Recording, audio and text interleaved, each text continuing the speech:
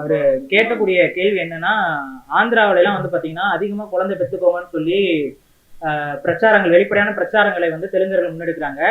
இப்ப தமிழர்களை பொறுத்த வரைக்கும் நம்ம இன்னைக்கு வந்து பிறப்பு சதவீதத்துல பெரிய அளவு பின்னுக்கு தள்ளப்பட்டு கொண்டிருக்கிறோம். வெளிப்படையாக சொல்ல போனா இந்தியாவிலேயே மிக கம்மியாக இருக்கக்கூடிய பிறப்பு சதவீதம் என்பது தமிழ்நாட்டில் தான் இருக்கிறது. அதன் பொருள் தமிழர் இனம் என்பது கொஞ்சம் கொஞ்சமாக குறைய தொடங்கி விட்டது. இது இன்னும் ஒரு 100 வருஷத்துல நீங்க எடுத்து பாத்தீங்கன்னா தமிழர் இனம் வந்து மிக மிக குறைவா போயிடும்.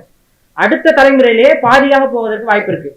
ஏன்னா நாம் இருவர் நமக்கு ஒருவர் அப்படின்னு தமிழர்கள் எல்லாம் பின்பற்ற தொடங்கிவிட்டார்கள் என்றால் அடுத்த தலைமுறையில நமது ஜனத்தொகை என்பது பாதிக்கு பாதியா குறைஞ்சிரும். அதுக்கு அடுத்த தலைமுறையில அதை விட பாதிக்கு பாதியா குறைஞ்சிரும்.